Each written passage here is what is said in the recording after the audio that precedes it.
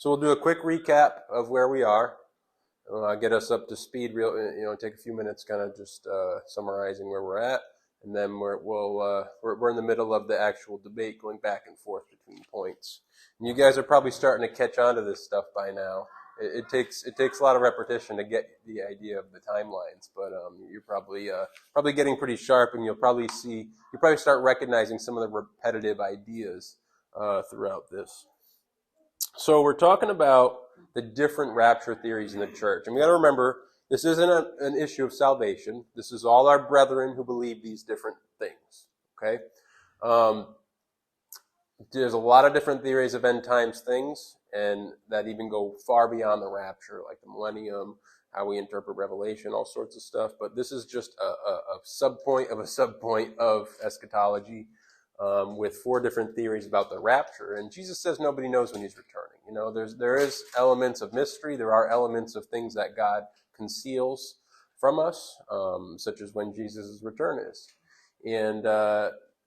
And so there is some unknowns here, and these are potentially things that could happen. And I think they're all plausible theories, some better than others, but they're worth reviewing. It's not just so that we have better knowledge of this, but so that we can understand other churches' perspectives, other believers' perspectives, and have understanding and unity with them.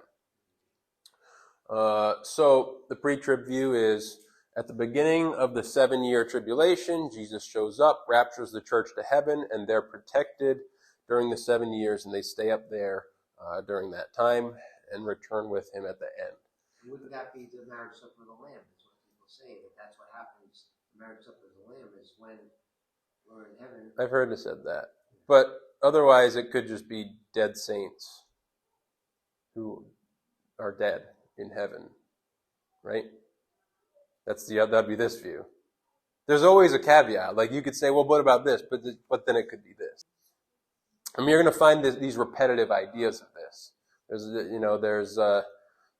Even the best points on any side is going to have another perspective. And you're going to see during these next 2 classes, we're going to get into some of these very best points. And you're going to see from other perspectives, oh, well, maybe they've got their own view on this too.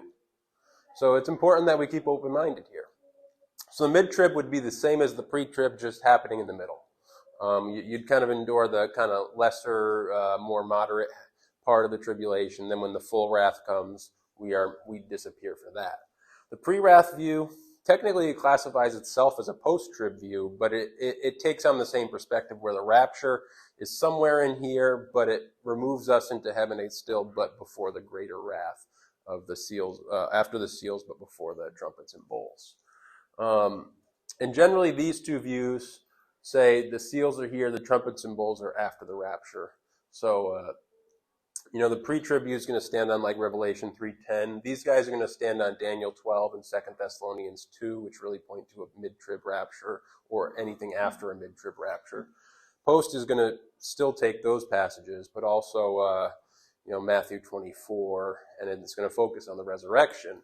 And the post-trib is unique because it's not a rapture into heaven. It's just a gathering for the millennium, where all the believers around the globe gather to Israel through the air to meet Christ in Israel for the millennium. And the resurrection takes place at that time. And they focus on the resurrection as being at Christ's return, like 1 Corinthians 15, Revelation 20. So they're focusing more on the resurrection and saying, like, there's just one resurrection event, and we know it's at Christ's return, so therefore the rapture is also at that time. So those are the main passages and points for each one, and we'll continue going through the debate. I'll show you the timeline real quick. Timeline 7 years, that's your pre-trib view. So there's a gathering and resurrection for the tribulation. Pre-trib, that's your rapture. People get saved. Then there's another gathering and resurrection at the end, and that's Matthew 24, for example. So they're kind of splitting up the passages on the topic and saying there's 2 events. Whereas the post-trib says there's no early rapture or resurrection. You got some passages with that reasoning. Then all the passages regarding these all have to do with the resurrection. Therefore, they're all at the end upon Jesus' return. So a much more simple, streamlined timeline with just one rapture and resurrection event. So basically, it's 2 events, or one event. That's the main takeaway as far as the timeline goes. And the major passages are here. Anyone online can look those up. But we're going to go through them all throughout these classes. Okay, we left off right here. All right, so we have blue here. So this is a post-trib point. So we're going to argue for the post-trib first. So it's going to bring up the rapture passage. This is your main rapture verse, 1 Thessalonians 4:16-17. For the Lord himself will descend from heaven with a shout, with the voice of an archangel, and with the trumpet of God, and the dead in Christ will rise first. So that's where they're focusing on the resurrection. Then we who are alive and remain will be caught up together with them in the clouds and meet the Lord in the air. So we learn there's a meeting in the air and a resurrection at this rapture time. But the reason they're going to bring this up in parallel to Matthew 24 is actually the signs. We're going to focus on the signs. Archangel, trumpet, caught up, clouds, air.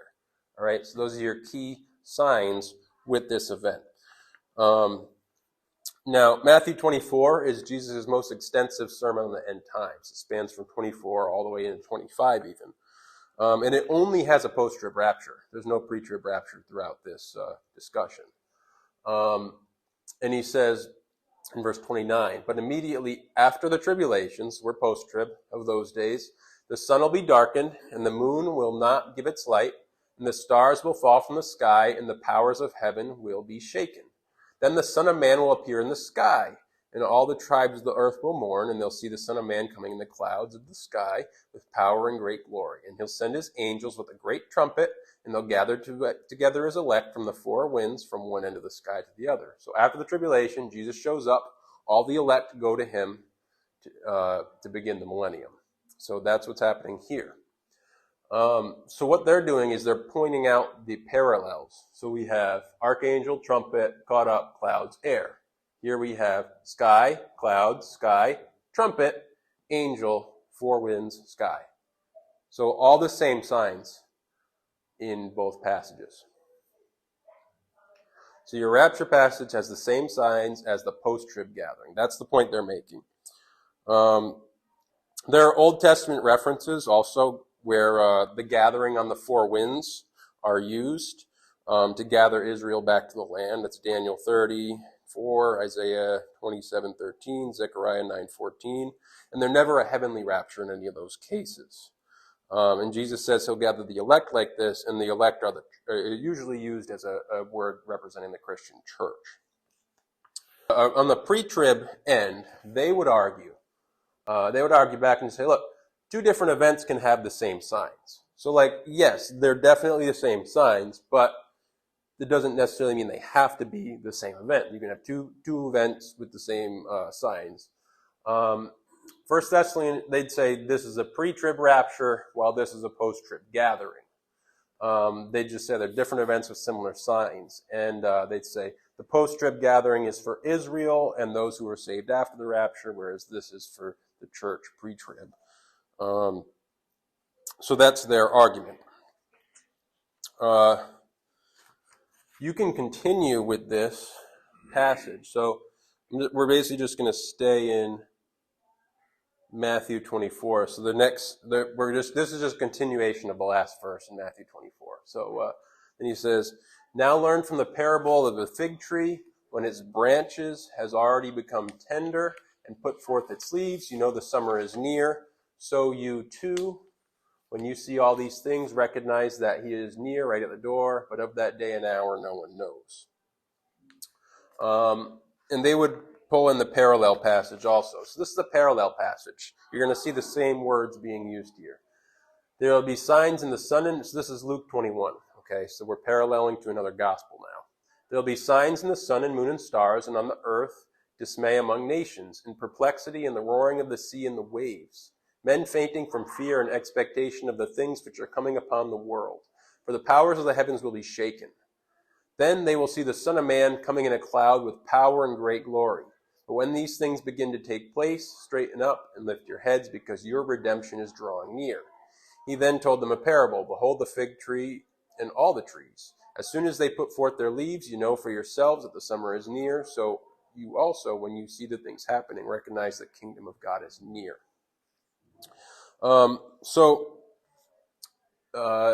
this is the parallel passage. You have the Son of Man coming in the clouds, and you have the parable of the fig tree. You have the same signs in the sky. So this is almost the same words. There's a little bit more in Matthew 24. Matthew put a little more detail into this. Luke kind of is grazing over it a little more.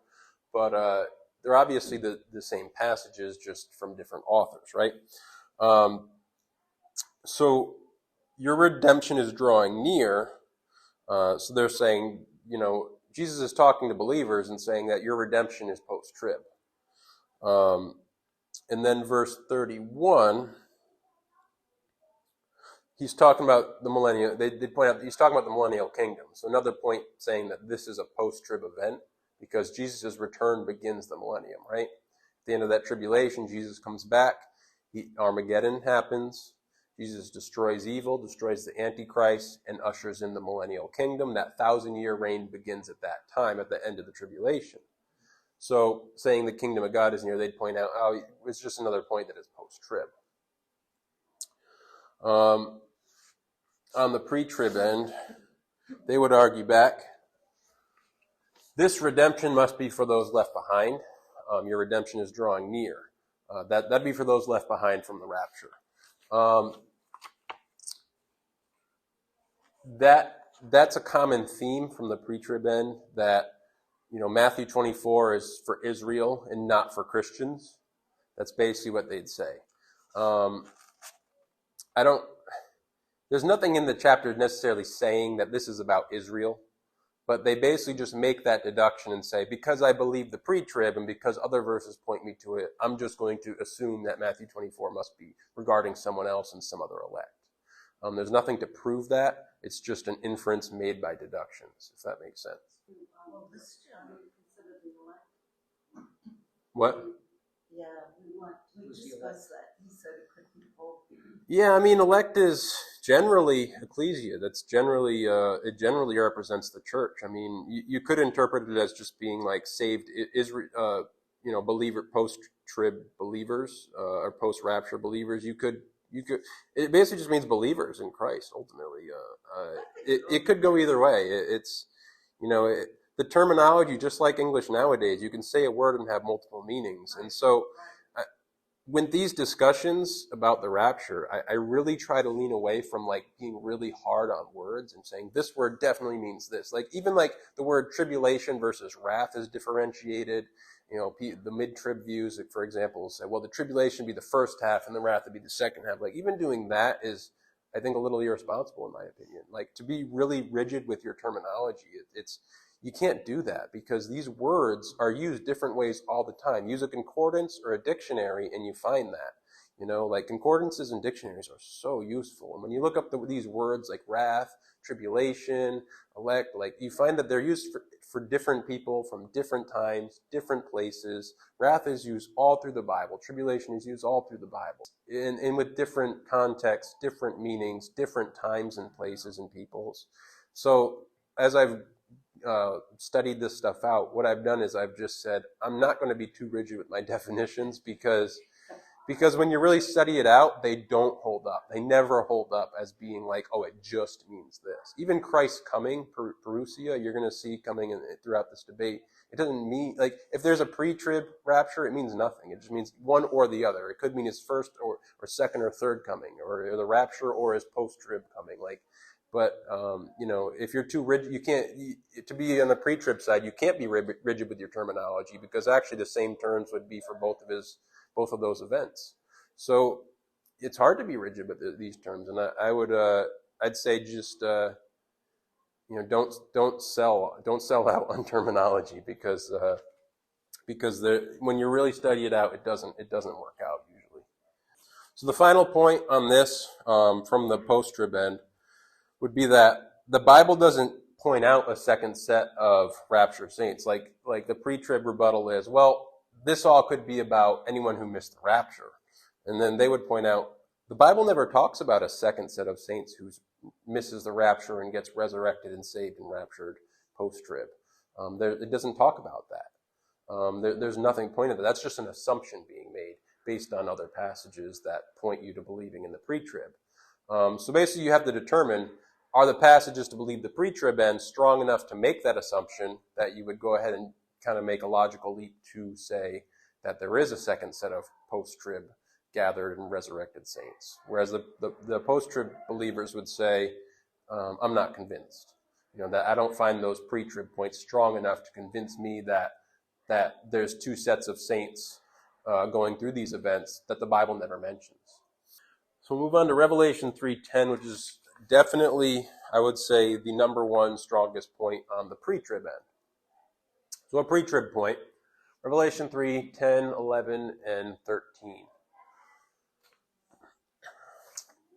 Because you have kept the word of my perseverance, I will also keep you from the hour of testing.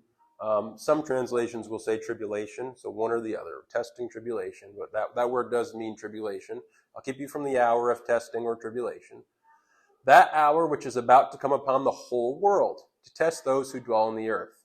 I am coming quickly. Hold fast what you have, so that no one will take your crown. Then skipping to verse 13, who has ears to hear, let him hear what the Spirit says to the churches.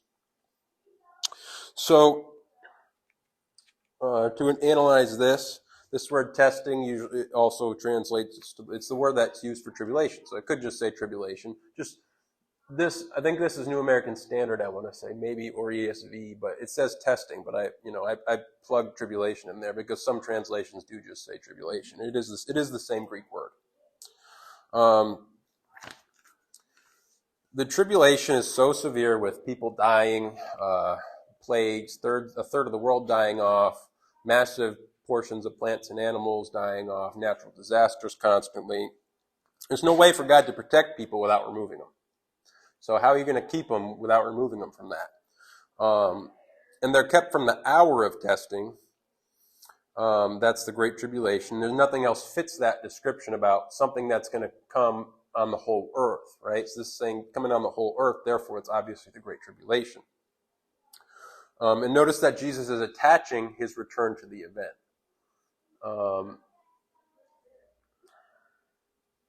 So I am coming quickly. So again, pointing to an eschatological point.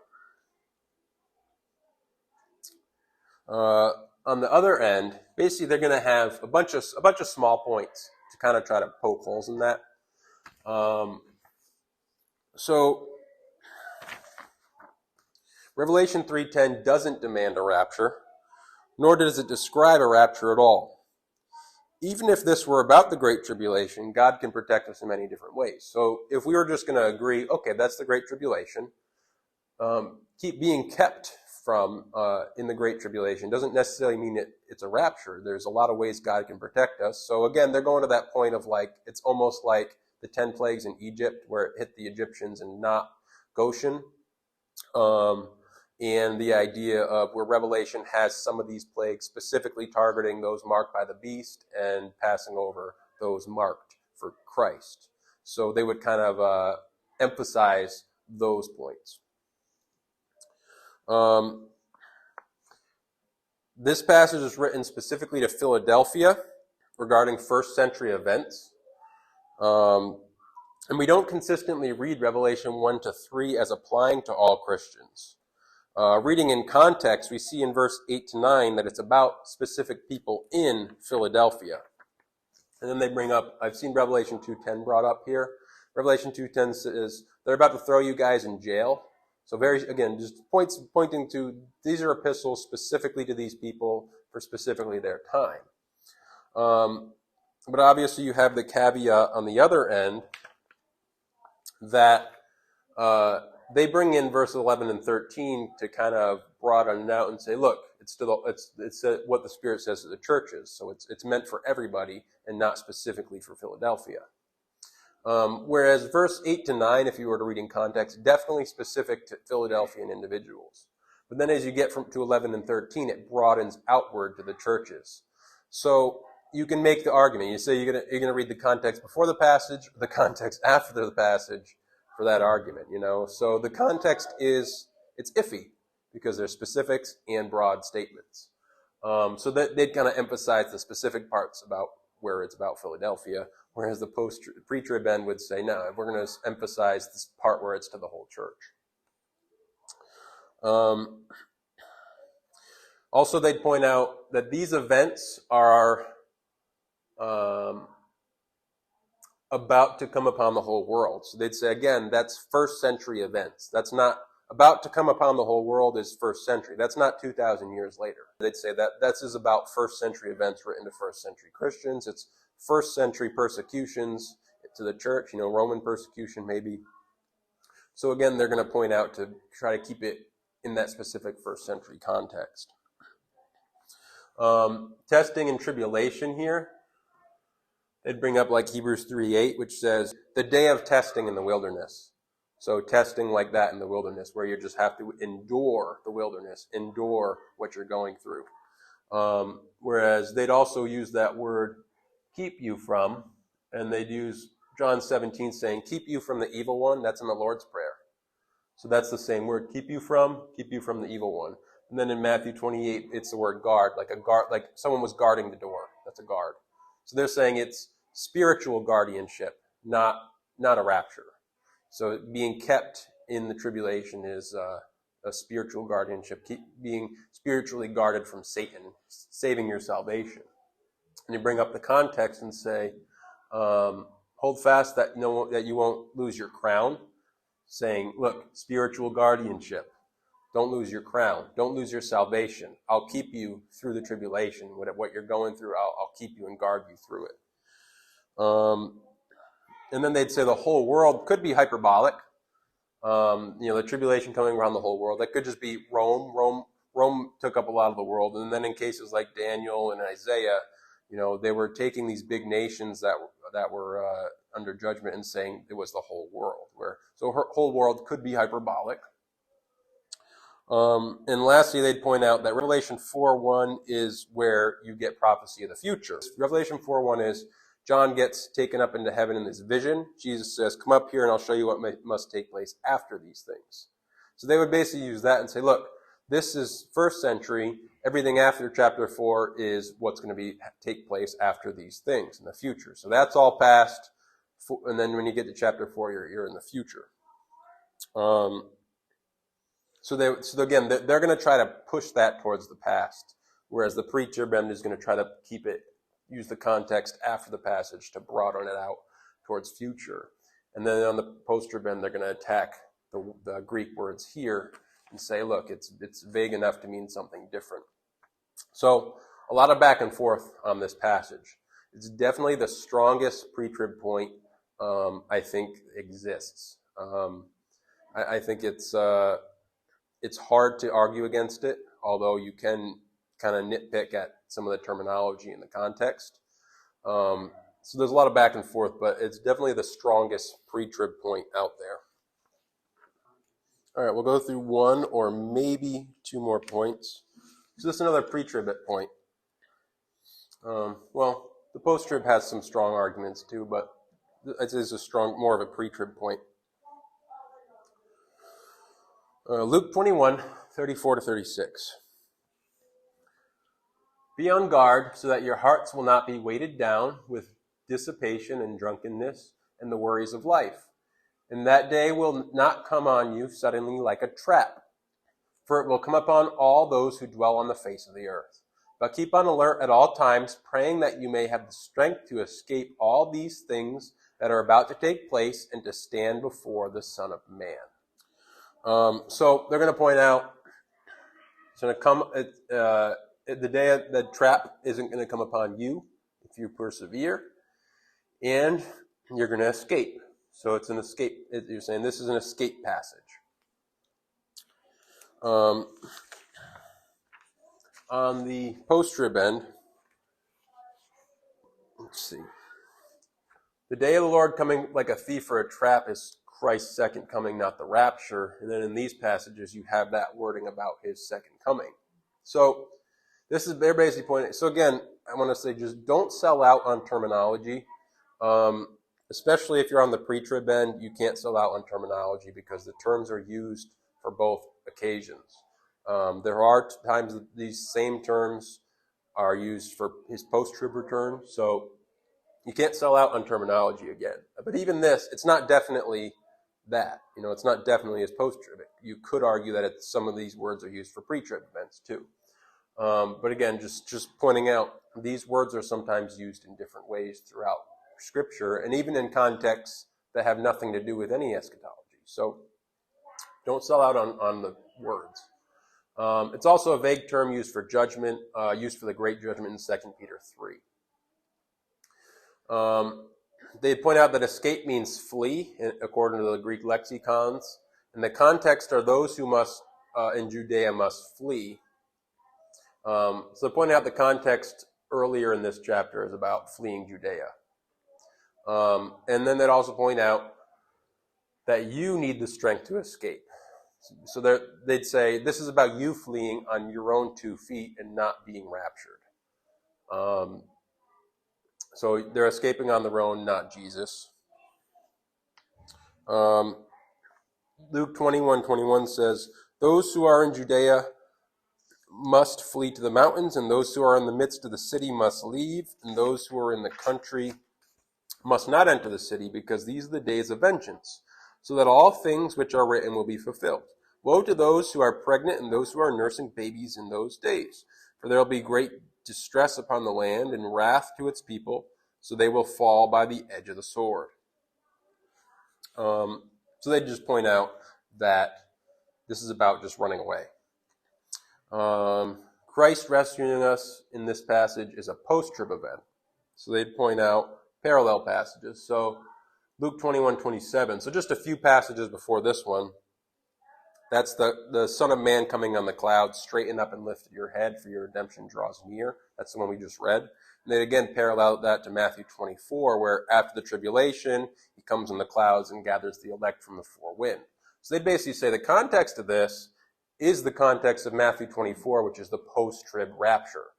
So Luke doesn't include that detail about this being post-trib, but they'd say in context, this is the context of the parallel to Matthew 24, which is the post-trib rapture. So this is therefore about the tribulation, but there's ultimately just a post-trib rapture.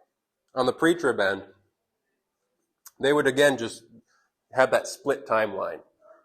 They'd say Matthew 24 is addressing the post-trib rapture and the tribulation, people who weren't raptured and saved during the tribulation, the elect at that time, and Israel. So again, they're just going to split up that timeline. And again, the post-trib, they're just not convinced the timeline's split. So again, you can argue these things both ways, but again, it's just what timeline are you placing these things into? Is it the two-part timeline on the pre-trib end or the one-part timeline on the post-trib end? I do think it's pretty strong to use this to show that this is a parallel passage to Matthew 24. I think that's a decent point. But yeah, I mean, this is commonly used for a pre-trib argument. Not as strong as Revelation 3:10, because I think there is the parallel passages, but it's still there, and it still gives you the same idea as Revelation 3:10. So again, Revelation 3:10 is definitely the strongest pre-trib point. This kind of would be a less strong backup point. All right, this is a post-trib point. Revelation 20, 4-6. Those who had not worshipped the beast or his image and had not received the mark on their forehead and their hand, they came to life and reigned with Christ for 1,000 years. The rest of the dead did not come to life until the 1,000 years were completed. This is the first resurrection. Blessed and holy is the one who has a part in the first resurrection. Over these, the second death has no power. So, you have those who didn't take the mark, came to life for the 1,000 years. This is the millennium, right? So this is the millennium. This is the beginning of the millennium. Saints are coming to life and coming for the millennium. And this is the first resurrection. Blessed are them. They're saying this is post-trib, right? Because it's 1,000 years. So obviously it's post-trib. And this is the resurrection. So this is the post-trib resurrection. And if the resurrection is post-trib and the rapture has a resurrection, therefore the rapture is post-trib. That's kind of the point. They're drawing the parallel from the rapture verse, the resurrection in the rapture verse to the resurrection here, post-trib, premillennial resurrection. And they're also pointing out, where is it? first resurrection. This is the first resurrection. So they'd emphasize this. So if this is the first resurrection, and there's a resurrection in the rapture, that means the resurrection couldn't have happened before this. If there was a rapture 7 years before this would be the second resurrection, but it's not the second, it's the first. So they're emphasizing that. If this is the first, there was no pre-trib resurrection because this would be the second resurrection. So on the pre-trib end,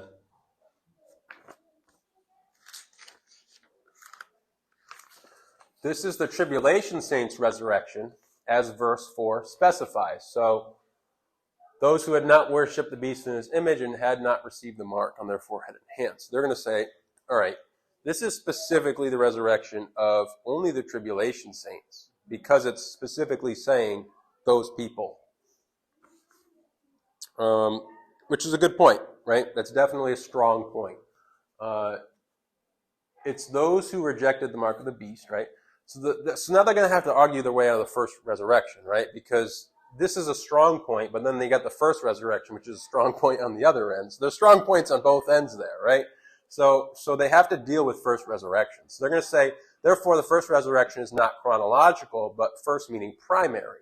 So I've seen this primary argument used where primary just means it's the main resurrection. It's the important one. It's not first chronologically, but first as in the important one, the thing that this is what matters. It's primary. Or you could also say it's a first part, second part. First resurrection part 1, first resurrection part 2. It's all happening in 7 years at the same general time. It doesn't necessarily have to, specify the order, and it doesn't have to be a specific time period. They're basically vaguening it out, making it vague, and it's vaguely the first resurrections in this period of time. The rest of the saints come with Christ who are already resurrected. So again, they're just pointing out it doesn't have to mean first, second, or first, pre-first. It could be a more vague term. Or the first resurrection is a series of events before or after the tribulation. And then to address that point on the post-trib end, they would just emphasize this is all saints, not just tribulation saints, because all the saints are reigning with Christ for that 1,000 years. So this represents everyone.